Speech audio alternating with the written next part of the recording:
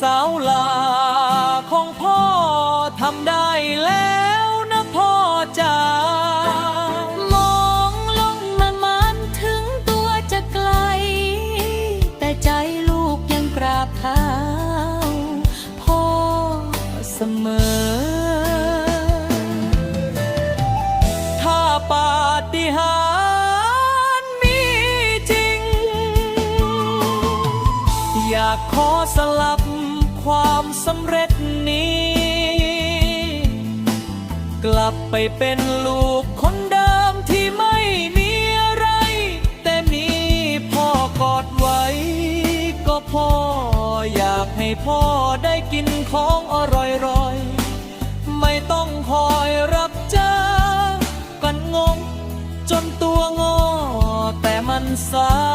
ย